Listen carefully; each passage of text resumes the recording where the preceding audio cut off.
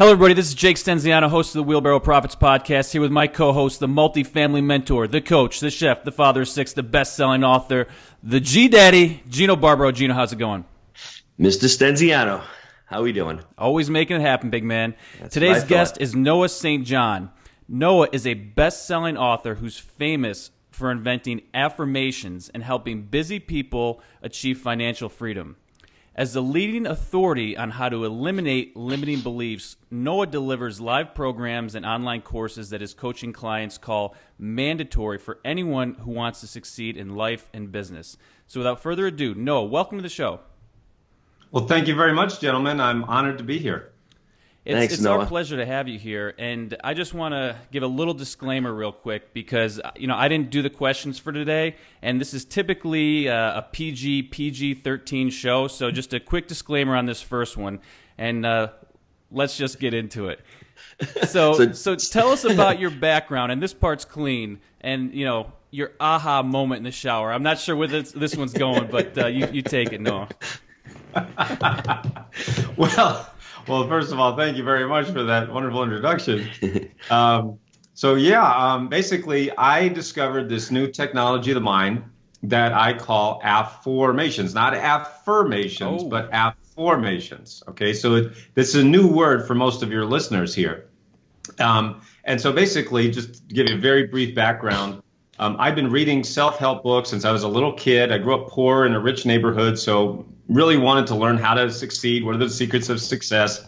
And just voraciously read all of these books. But, I tried to put them into practice, tried to do them, but they really didn't work for me. I was very frustrated and not successful. At age 25, I was suicidal and, just a lot of stuff that went on. And then by the age of 30, I found myself divorced and living in this tiny little dorm room. I went back to college at the age of 28 and living in this tiny dorm room, and I had $800 to my name. And I'm like, what the heck is going on here? I've been reading all these books. I've been doing everything they told me to do. And why is my life not working out? And it was very, very frustrating. And in fact, I remember one night I was sitting there just very frustrated, and I was looking around my little dorm room, and I had all these little pieces of paper that I'd written all these statements on, like I am happy, I am wealthy, I am rich, I'm successful. And why had I done that? Well, because every book tells you to do that, right? They tell you to write these affirmations or statements. I'd done exactly what they told me to do, and it just wasn't working. So I was very frustrated. Well, the next morning I got in the shower. This was April 1997. Now, I'm sure we've all had those aha moments in the shower, right? Guilty. I'm just being funny here. So. Right. And so the point is, in the book of Affirmations, I call it the shower that changed everything, because on this particular morning, this particular shower, I was thinking about all these things. Why am I doing all these things they told me to do, following all the steps, and it's not working, and what's missing? And I started to think about what is human thought? What is a belief? And I realized that human thought is really the process of asking and searching for answers to questions. For example, if I say, why is the sky blue? Your brain automatically goes, I don't know, why is the sky blue? And you start to search for the answer, right? So I said, if the human brain is automatically searching for answers to questions, why are we going around making statements we don't believe? Why don't we just cut out the middleman? And I said, I don't know, well, what would that look like? Well, let's see, you've got the statement. So we take a classic statement. Like I do this at my live events, guys, and people they love it because I go, all right, so everybody stand up and we're going to say this affirmation. Ready? I am rich. And everybody goes, I am rich. And you know what happens next? Everybody starts laughing. They laugh. And I go, what are you laughing at? They go, well, I'm not rich. Yeah, but you just said you were. Yeah, but I don't believe it, right? And so the point is, it's not that the statement's wrong. It's just we don't believe the statement. And so they told us, the traditional teachers said, well, just repeat it 1,000 million billion cajillion times until you believe it someday. And hey, for some people that worked. But for millions of us, like me, it didn't work at all. In fact, we ended up more frustrated. So I said, what would the question be? If the human mind is automatically searching for answers to questions, what would the question be that could change our lives? And I started thinking about it, and I said, if the statement is, I am rich, and then your brain says, yeah, right. I call that the yeah, right response. What would the question be? Why am I so rich? Why am I so rich? Now, when you ask that question, what immediately happens in your brain? Your brain starts to search for the answer, right? So we all know about the law of sowing and reaping. As you sow, so shall you reap. But what are we sowing? We're sowing seeds of thought. But what are most people doing? sowing lousy thought seeds. Why am I so broke? Why am I so fat? Why can't I make more money? Why isn't my business growing? Why is there more month left at the end of the money? Right? You ask lousy questions, what do you get? Lousy answers, right? Yeah. And so that creates a lousy life. So I said, what if instead of asking lousy questions that lead to lousy answers and create a lousy life, what if we just flip the whole thing on its head, start asking empowering questions that lead to phenomenal answers and create a wonderful life? And as I was standing there in the shower, April 1997, I said, holy cow, I think I just invented something. And so I had to give it a name. I knew that I had just invented something that could really change a lot of lives, just literally standing there in the shower thinking about this. And so I ran to my computer, I wrote everything down, and I came up with this word called Affirmations, Afformations, Affirmations. And now, fast forward all these years later, I've written, a dozen books. We have the book of Affirmations from Hay House. It's in the 4th edition. We've got literally hundreds and hundreds, maybe thousands of stories of people who changed their lives using affirmations. We call it the Affirmations Revolution. And we've got literally over 100,000 affirmers worldwide. Affirmers are people who, use affirmations to change their lives. It's funny, Noah. Jake and I ran up against this a few months ago. We always think about thinking big, right? So we've came across this deal.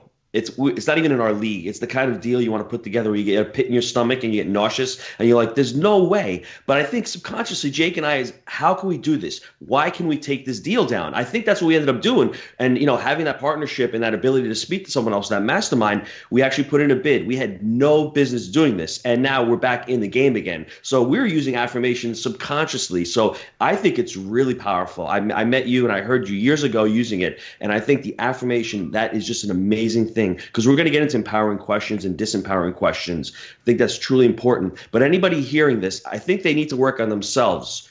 Listen to Noah. It's 80% psychological and 20% mechanical. So you're here to listen to multifamily. But this show is really powerful for any life coaches, any business coaches, any entrepreneurs who want to take it to the next level. I'm really excited, as you can see. I don't really talk that much on these podcasts, but I'm pumped. I'm ready to go. I want to share this knowledge with Noah. He's talking about traditional self-help programs. Any other reasons why you think they fail? I mean, you nailed a really big one. But are there any other, I guess, gorillas in the room? Yeah. There's a lot of elephants in the room. So basically, I talk about that in another book of mine called The Secret Code of Success, which came out from HarperCollins. And then this is the book of Affirmations from Hay House. They're both available on Amazon or anywhere books are sold. But basically, what I talk about is that in traditional success programs, they basically say 4 things. Set your goals, determine what you want, and then work really hard, and then try something else. Right? If at first you don't succeed, skydiving is probably not for you. I mean, that's basically what they're saying. Mm-hmm. So the problem with that is that most traditional self-help programs are talking about the how-tos of success. Now, that's not wrong, but what I realized many years ago is that most people haven't given themselves permission to succeed in the first place. That's why the title of my first book was, in fact, called Permission to Succeed, because I realized it's not necessarily about how to succeed, but how to let yourself succeed. So let me give you an example. When you're trying to change your life, you're trying to go from point A to point B, right? Let's say you want to grow your business, you want to make more money, you want to lose weight, whatever your goal is, right? You're going from point A where you are to point B where you want to be. It's kind of like driving in a car. Well, in a car, you've got 2 forces, the driving force and the restraining force. Driving force is the gas pedal, restraining force is the brake pedal, right? But see, what most people don't realize is that most people are unconsciously driving down the road of life with 1 foot on the brake. And so the point is that they're stopping themselves from success at the exact same moment that they're trying to drive themselves forward to success. So what the traditional success teachers say is set your goals, work hard, think positive. Again, those things aren't wrong, but what that is saying, well, just step on the gas harder. My argument is, well, if you have 1 foot on the brake and 1 on the gas, what if we just take your foot off the brake? Wouldn't that get you to your goals faster with a lot less effort? And the answer is yes. In fact, it does. In fact, I worked with a guy who was a CEO of a software company. His company had been stuck at $4 million in revenues for the previous 4 years. Now, a lot of people would say, well, yeah, 4 million revenues, that's pretty awesome. But he'd been there for 4 years and couldn't make any more. And he hired all these experts, all these gurus, everybody, nothing was working. He came to me, he heard me at a seminar, he hired me as his coach. In 1 year, I worked with him, and in that next year, his company went from being stuck at 4 million over the previous 4 years to over 16 million in revenues in 1 year. Now that sounds impossible. It sounds incredible. Hey, you know, all I can tell you is these are real stories from real people, and it's really a result of getting your foot off the brake. So can you define to us what an affirmation is and how does it work? Absolutely. An affirmation is an empowering question that immediately changes your subconscious thought patterns from I can't to I can. All right, so the default human belief is I can't do it because, right? And then all of us are walking around with that. I can't do it because I'm too old. I can't do it because I don't have the right connections. I can't do it because I can't afford it. I can't do it because I wasn't born in the right place, or whatever it is. What I realize, folks, is that you always make yourself right, right? We always make ourselves right. If you're saying I can't do it because, guess what? You're going to find the reasons why you can't. So what an affirmation does is it literally changes your subconscious thought patterns from I can't to I can, or in fact, why can I? So it's really a formulation of a question that's saying, for example, if you want to say, I am enough, right? That's another classic affirmation. I am enough, or I am good enough. But your brain may not believe that because of, you know, all this programming that we have. But if you ask it or form an empowering question like, why am I enough? And what happens is your brain starts to search for, well, why am I good enough? And then you start to list those things. And I walk you through that process in the book. But basically, it's literally about changing your subconscious thought patterns using these empowering questions. That's awesome. Go ahead, Jake. I'm just curious on your thought, Noah. Where does desire come into all of this? Because I feel like there's some people that are just stuck in their ways, and they just don't even have they're comfortable answering their own questions, and they don't even want to grow or make themselves better. So, in your opinion, where does desire come into all this? Well, that's what I call the DBar cycle, Jake. So that's a great question. And so, I talk about that in the book also, about the DBar cycle. Now, DBar stands for desire, belief, action, result. So this is, in fact, your life. Your life is the DBar cycle. I just broke it down in a way that I think people can understand. So the first step that happens is desire. You want something. We humans always want something, whether it's a new car, a new house, or a ham sandwich for lunch, right? I mean, we're always going after something we want, from big to small. So that's the very first thing that happens. Now, those desires could be conscious, it could be subconscious. I mean, there's a whole thing to that, but basically everything starts with desire. The second thing that happens is a belief. That's the B. So what most people do is they say, well, okay, I want that thing, but I probably can't have it. Well, and that's what I was saying a moment ago. We're saying I can't do it because. Oh, well, I want to grow my business, but I can't do it because I'm too old. Or I can't do it because I don't have the money. I don't have the connections. I don't have the right mentor. Right? And again, we always make ourselves right. So there's the belief. Then they have action. Now, let me just show you this. If you're believing I can't do it because, what are your actions going to be? Exactly. Zero. Nothing, right? I mean, basically nothing or very, very little, right? Very half-hearted. And so you're going to well, you're going to try it because you just told me that you believe you can't do it. So of course your actions are going to be very half-hearted, right? Or some other part of the anatomy. And then the R in DBar is result. So let's just walk through it. You have a desire, you want the thing, you have a belief which says I can't do it, I can't have it. Your action is very half-hearted. What do you think the result's going to be? Not much, right? So, and then you get to be right. Isn't that beautiful? So we humans always make ourselves right. See, I told you I couldn't do it. There you go. I wouldn't be surprised if 80% of people break down between the desire and the belief. Well, it's really the belief itself. So that's one of the things that Affirmations does. Yes. So watch this.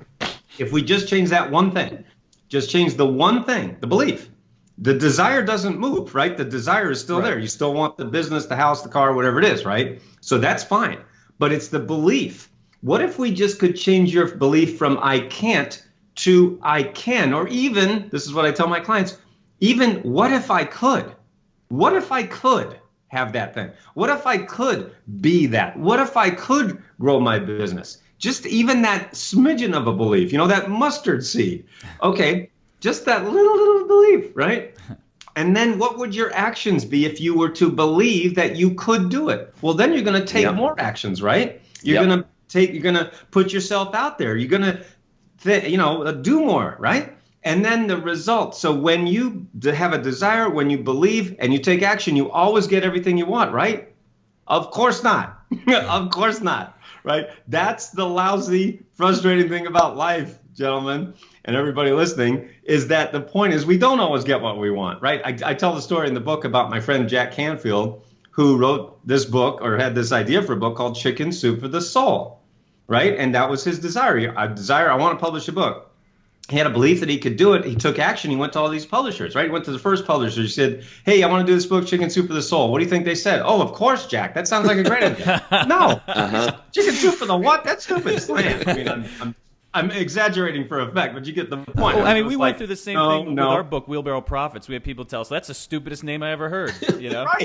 Right. Exactly, right? And so just to finish the story, right? So how many rejections do you think Jack got? 10? 20, yeah, 30, 150, right? It was 144. Yeah. 144 rejections said 144 publishers. I didn't know there were 144 publishers. They probably have business now. But the point is 144 rejections before he got one yes. Okay? Now, how many people do you think would have given up after 10, 20, 30, 50, 100, 120? I mean, are you kidding me? So do you understand, folks, the lesson here is that even if you have a desire, even if you believe, even if you take action, you don't always get what you want. That's what happens in life. So the point is, are you going to believe enough so that you keep going even when life hands you those lemons? And it's funny, that's what I referenced in the beginning of the show. We had no business getting into this big deal, but our desires and our beliefs were we could actually do it because we've done it before. So we've actually been taking a lot of action since then. We've been getting no's from other people trying to raise money. We've been getting no's from the broker, but we're still pursuing it because I think we're in that loop where we're actually believing it. Am I speaking for you, Jake? Do you believe that or not? Right on, right on, G-Daddy, right on. I think that's where it is. Let's talk about the current perceived reality you talk about in the book, the new desired reality, and that belief gap, because this is, I think, is really important. Absolutely. So when we're trying to reach our goals, so remember, my whole teaching is all about helping people reach their goals, whatever those goals are. Now, a lot of people talk about money, and 77% of the people come to me to what their big goal is. Hey, no, I want to make more money. So I've helped my clients add over $100 million just over these last few years. And when I say that, I mean, we've helped people add 5 figures to their business, 6 figures, 7 figures, and yes, we've even helped people add 8 figures, like that story I just shared with you about that CEO. That company went from 4 million to 16 million in 1 year. So we've helped people add over $100 million. But it's not just money. It's about gaining health, losing weight, finding love, improving their marriages. Also, kids use affirmations, about getting better grades, feeling better, feeling more confident. So I talk about money because honestly, it's the number one frustration for most people. But it's a lot more than that. So the point is, when you're trying to reach your goals, whatever they are, you're trying to go from what I call your CPR to your NDR. Now, your CPR stands for your current perceived reality. That means you are where you think you are, and you are who you think you are, and you are what you think you are, right? We all have this, what I call head trash, right? And the head trash, the typical head trash is, I can't do it because ... And then you just fill in the blank. Like I said, I'm too old, I'm not smart enough, I'm not good enough, whatever. So that's your current perceived reality. Notice I say perceived reality because there is no reality. There's only perceived reality, right? And so that's a long story which we can get into, but I talk about that in the book. But anyway, my point is that's where you are. You are who and where and what you think you are. Now over there, the thing that you want is what I call your new desired reality. That's like that DBar cycle I just told you about. That's where I have the car, I have the house, I have the money, I have the whatever, right? The relationship, the health. That's where I want to be. Now, between your CPR and your NDR, there's a gap. That gap is what I call your belief gap. So for most of the people that I coach, for most of my coaching clients, my mastermind students, most of the people that I meet at my live events, that belief gap is where they're pouring all their money. They're pouring all their money into that, but they don't know they're doing that. So that's why when you go to our website and you look on the praise page, if you go to noahstjohn.com and just click on the button that says praise, you'll see story after story after story that's basically the same thing. Noah, I spent tens of thousands of dollars on all these gurus, all the big names out there, but I was still stuck. And then once I took your training and took your teaching, that's when I got unstuck for the very first time. I'll give you a quick example, guys. I had one student named Susan. She came to me from California. She had spent $60,000 on all those big name gurus, all the names you've heard of. She was not only $60,000 in debt, she was about to go bankrupt. She was about to lose her home. She was about to lose her marriage. Her husband said, I can't take this anymore. You're spending all this money. It's supposed to be helping us, but we're going down, not up. And he was at the end of his rope. She was at the end of her rope. She was literally just about to give up. She actually heard about me from a friend. She, joined my program. She took basically all of my online programs. In the next 6 months, just by helping her to understand her, CPR, her NDR, and her belief gap, and taking these steps, she went from being $60,000 in debt. She landed her dream job. She's now earning a 6-figure income. She has been nominated for an Emmy twice. She's an Emmy-nominated TV producer. And get this, she's just published her first book. So all of that happened because she learned how to change her beliefs from I can to I can't to I can.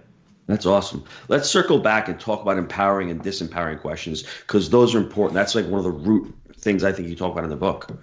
Absolutely. So let's take a typical person's head, right? A typical average person's head is filled with what I call disempowering questions. So those would be things like, why am I so stupid? Why am I so fat? Why can't I make more money? Why isn't my business growing? Why can't I get a date on Friday night, right? And so that was what my head sounded like before I discovered Affirmations. That's why I'm very familiar with all these disempowering questions, right? Lots of head trash. And so that's the average person. So guess what? When you ask a question, your brain searches for the answer. So if you're asking something like, why can't I make any money?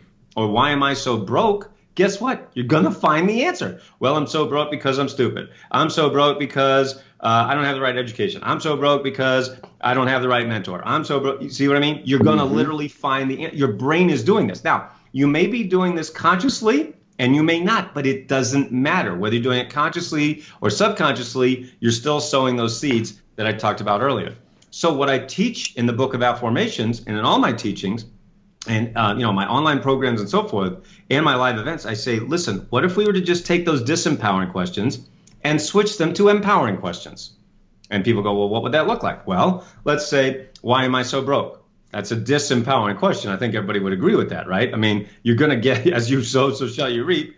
Who wants to be broke? That would be nobody. So what do we want? You could say, why am I so rich? Why am I so rich? Now, your brain's going to go, what? At first it's going to go, that doesn't compute, right? But when you walk through the steps of the Affirmations method, one of the things that you do is I counsel people I call it give yourself to the question, meaning I encourage you to read, write, say, and listen to your affirmations.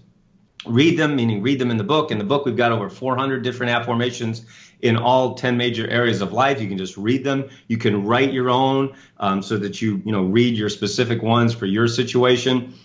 You also can say them out loud. We have like couples, we have kids who say affirmations, and people say them out loud to themselves. And then also listening to your affirmations. We have 2 different programs. We were talking about that earlier before the show, which is we have done for you affirmations recordings called I Affirm audios that you can listen to throughout the day. And in fact, you can be doing something else. You can literally change your brain while you're not even paying attention. You can be watching TV, you can be exercising. People even do it in their sleep, and it's changing their subconscious thought patterns from negative to positive.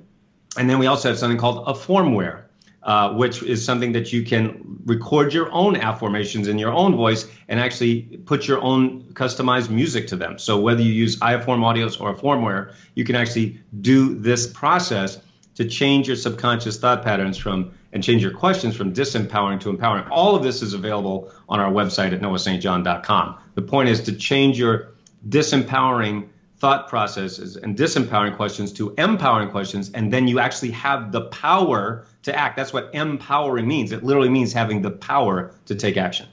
I would recommend everybody doing that in the morning. I recorded mine. I have 5 minutes. So if you're a down and out or you've got a lot of head trash, wake up in the morning, listen to them 5 minutes, you get your day started, and then before you go to bed, put it on for 5 minutes. So your thoughts that you're thinking about before you go to bed, you'll be thinking about it all. And when you wake up in the morning, you'll feel refreshed and you'll be thinking about, how can I make more money instead of why am I broke? So I think that's really powerful. You talk about the 4 steps of the affirmations. Can you talk about those 4 steps for us?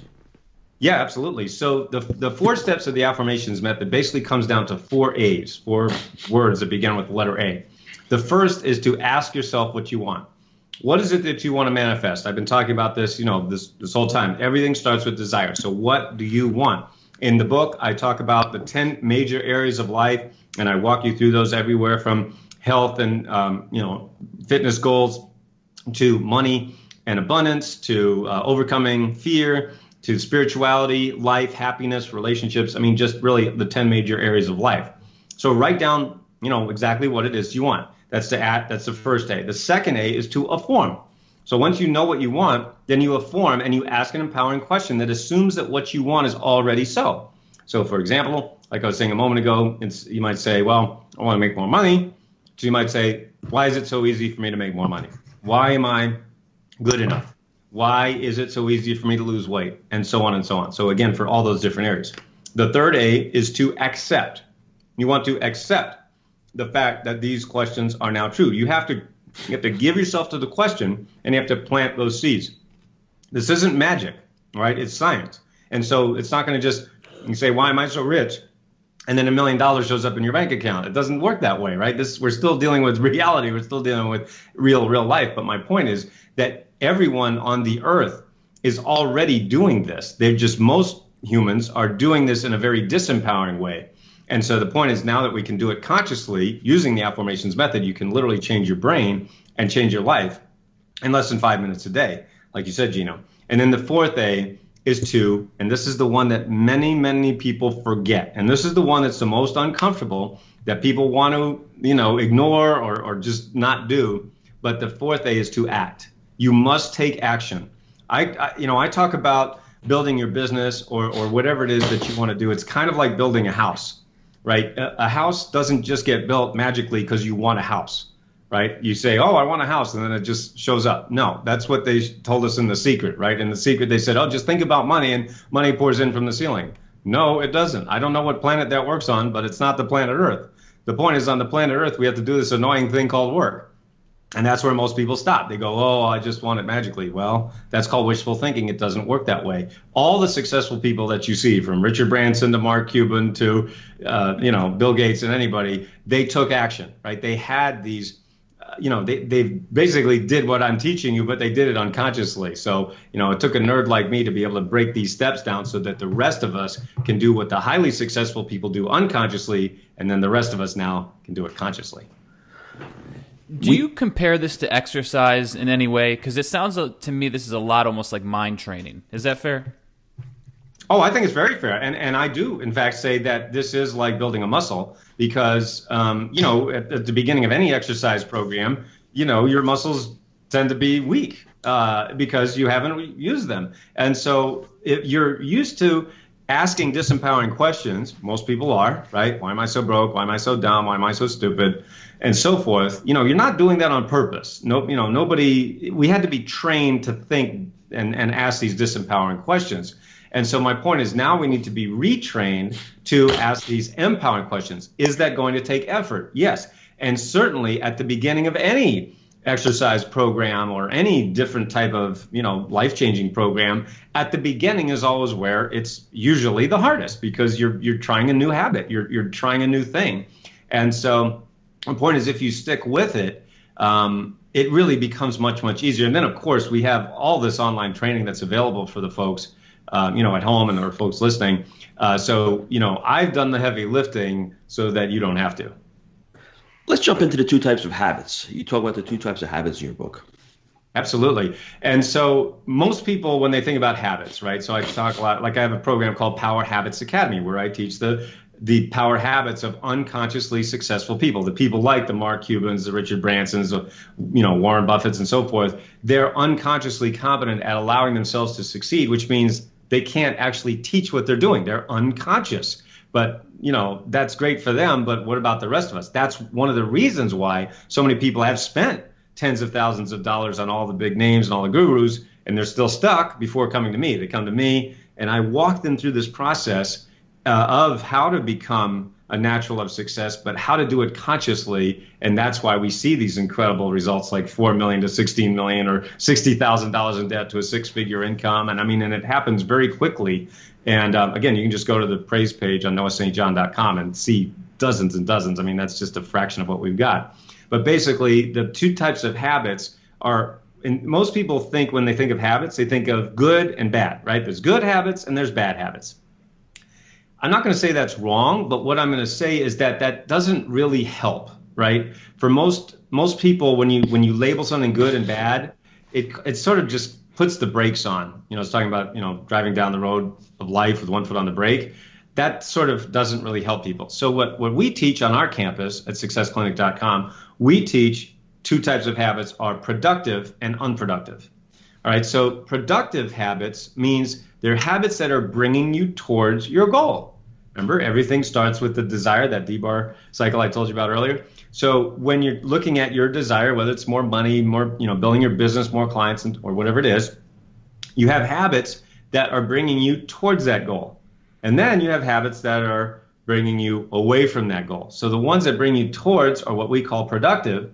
The ones that bring you away are unproductive. A great example of this is procrastination. Procrastinating. About 80% of the hands go up, and then the rest are waiting until later to answer the question. A little procrastination joke. But anyway, my point is that procrastination is affecting so many people. I mean, millions and millions of people. Now, I think we'd all agree that procrastination is an unproductive habit, right? It's clearly something that is not bringing you towards your goal, right? Procrastination is the thief of time. And time is the most valuable resource because it is the one resource we can't renew. The other resources are money and energy. Well, money can be renewed and energy can be renewed, but time cannot. All of Bill Gates' billions can't buy 1 minute of yesterday. So the point is that when you look at a habit like procrastination, it's pretty obvious that's an unproductive habit. That's why one of the big complaints that people come to me with is, Noah, how do I stop procrastinating? And that also comes or is very involved with this whole issue of overwhelm, right? So many people are on overwhelm or information overload, right? There is, in fact, too much information out there. I argue that we don't live in the information age. We live in the information overload age. We passed the information age about 20 miles back. We are all on overload. And that's why one of the things that we have to do in terms of a habit, a productive habit, is to learn how to focus, learn how to eliminate distractions. I tell the story about how I wrote 2 books in 90 days. It just so happens that I'm the only author in history who's had works published by Hay House, HarperCollins, Vine Valley, Nightingale, Conan, and the Chicken Soup for the Soul publisher. No one else has ever done that. Well, it just so happens that I got the contracts for Hay House and Nightingale, Conan in the same 90-day period. And I was so excited because this was a lifelong dream of mine. And I signed the contracts. And right after I signed the contracts, of course, I was so excited. And I read the fine print. And I was like, uh-oh, I have to write 2 books in 90 days. I just signed I signed 2 contracts, and they're both due. I'm like, oh my God, what am I going to do? Well, the point is, I said to my wife, honey, you're not going to see me for about 90 days or so. But I kind of locked myself in the room, and I was able to pump out those books. How did I do it? Basically, the most important thing that I did was to eliminate distractions. So there's so many people saying, oh, I wish I could do this. I wish I could do that. And then you look at their daily habits, and they are actually distracting themselves. So that's why, for example, the focusing is such an important productive habit that you need to start doing. That's awesome. You've been doing this for about 20 years. You've been teaching. How has your teaching evolved over these last 20 years? Well, that's actually a great question. When I discovered Affirmations in the shower in April 1997, and then I discovered Success Anorexia in October of 1997. So 1997 was really my year of epiphanies. So it's 20 years later now. And I started teaching it right away when I realized that these 2 things really were the missing elements in traditional success literature, personal growth programs, if you want. And I realized that I just basically sat down at my computer and I just asked God, what do you want me to say here? What is the answer? And so I just wrote for example, my first book, which is called Permission to Succeed. I wrote that book in 2 weeks. It was just like a download from the universe. And in fact, I wrote it in 5 days, took 4 days off, and then I edited it for 5 days. So that's a total of 14 days, which is 2 weeks. So the point is that when I wrote that first book, I knew that I was right, but I didn't have any proof that I was right? I just sort of knew it. You ever have that feeling you just know in your gut that something's right, even though you can't prove it? Well, that's what it was for me. I was very fortunate that I met Jack Canfield from Chicken Soup for the Soul. I met him in 1998, and he loved my book, which was self-published at that time. Now, this is a long time ago, long before Kindle or all the stuff we have now, print on demand, way before that. But my point is that he, looked at that book and loved it and sent it to the Chicken Soup publisher. And 8 weeks later, the owner of the Chicken Soup, publisher called me and said, "Hey, Noah, we'd like to publish your book." So basically, that very first book was just me knowing that it was right, but not having any proof that it was right. So now, all these years later, we have literally thousands and thousands of case studies, success stories from kids, CEOs, moms, people in the military, athletes, celebrities. I mean, the list goes on and on. So now it's unassailable proof that, yes, it does work. So sometimes you just have to believe. You just have to go out and take those risks. And, for me, it's paid off. What is your best self-help tip for the listeners? Well, it really comes down to 5 words. It really comes down to 5 words that really have changed my life and have changed a lot of lives around the world over these last 20 years.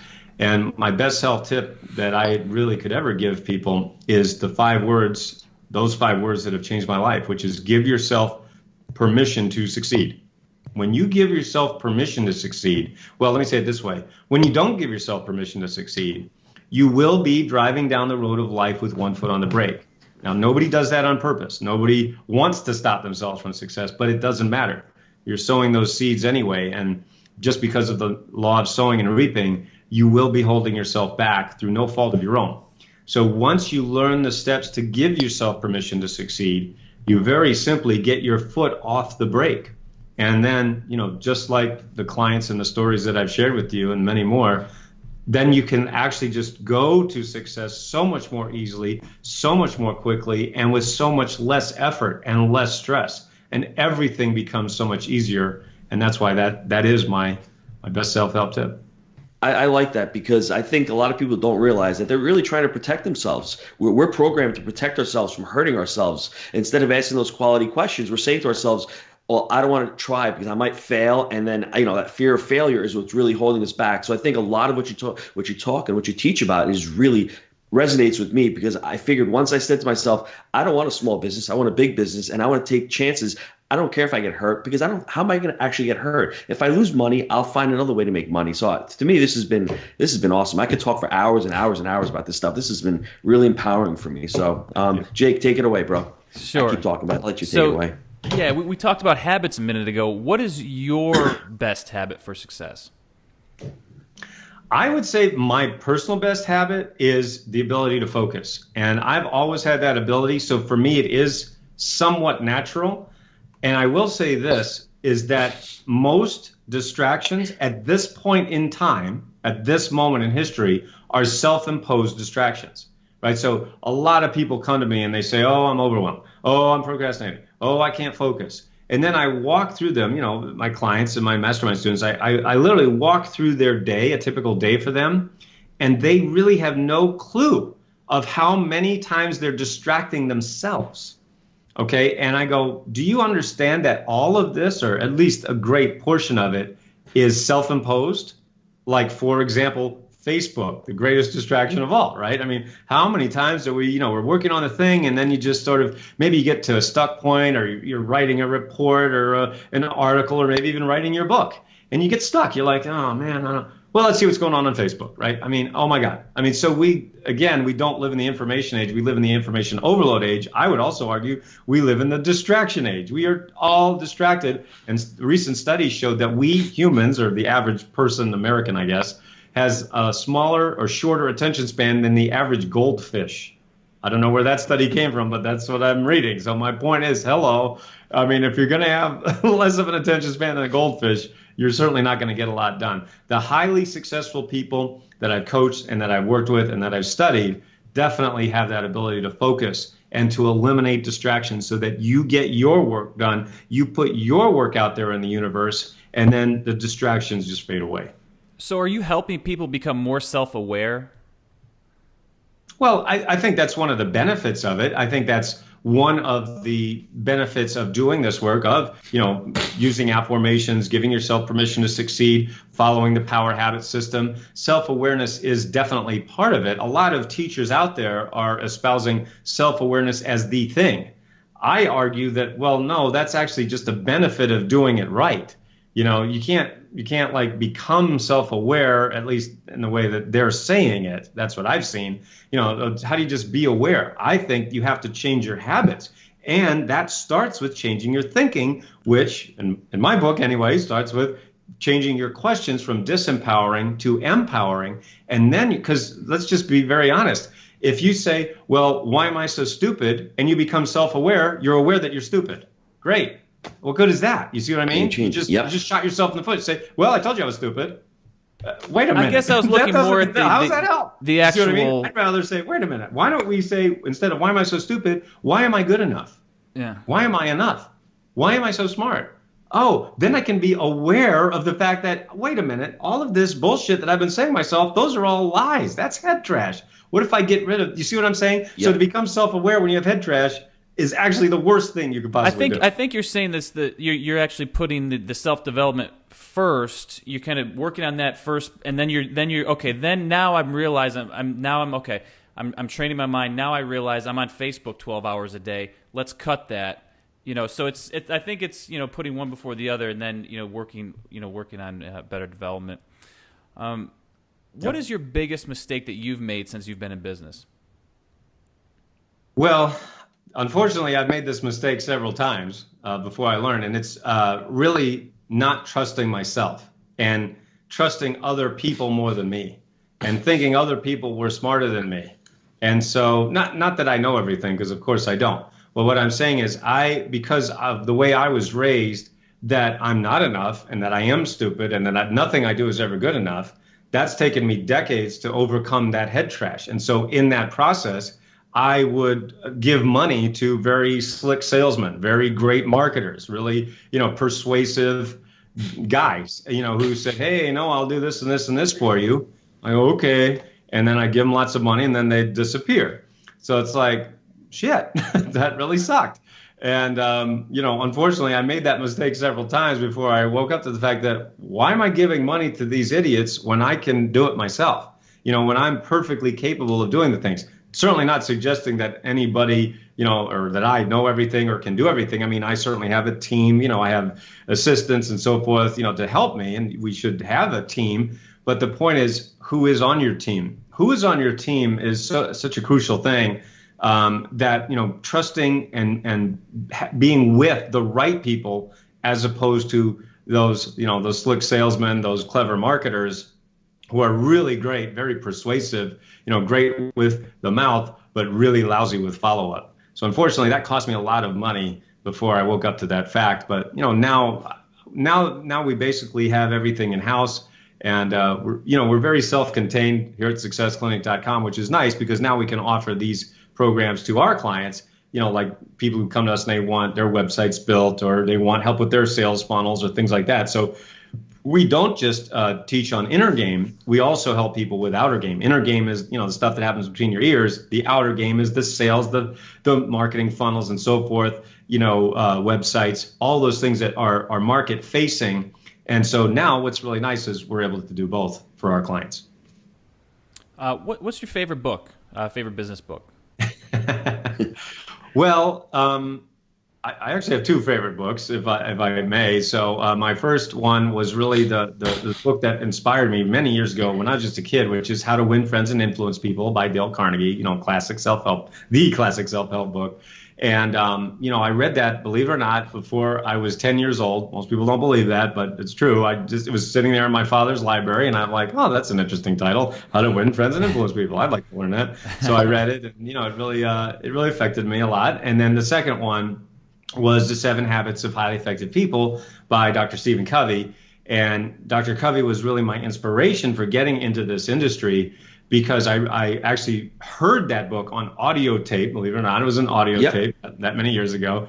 And I remember listening to that tape 4 times in a row, and I was just crying. Tears were running down my face as I was listening to that, because I realized I had been doing the 7 Habits of Highly Ineffective People my whole life. And so maybe that's your next book. One of the great, yeah, right. When it was one of the, I could write that one in 5 minutes. So my point is that I actually, he inspired me so much that I actually went back to college, like I was saying earlier, and I was studying religious studies, which is what he studied in college. I mean, I researched him. Being a nerd, I researched him. I was very consciously following in his footsteps. Well, I got to actually interview Dr. Covey twice before he sadly passed away.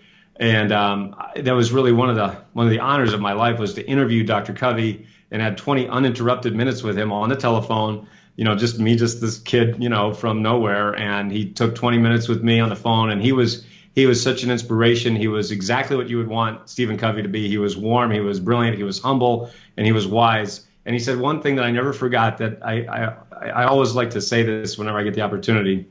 And he said, I asked him, I said, what do you do when people worship you, when they, just think you're the greatest thing in the world? And because I wanted to be a speaker at, this was before I ever wrote any books or anything like that when I interviewed him.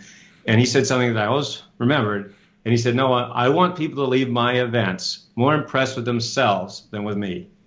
And I said, now that is brilliant. And see, today where we are,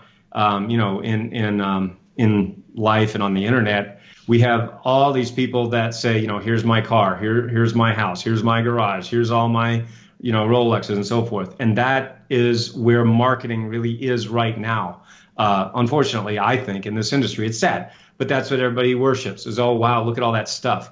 When I try to, when I remember what Dr. Covey said, I want people more impressed with themselves than with me.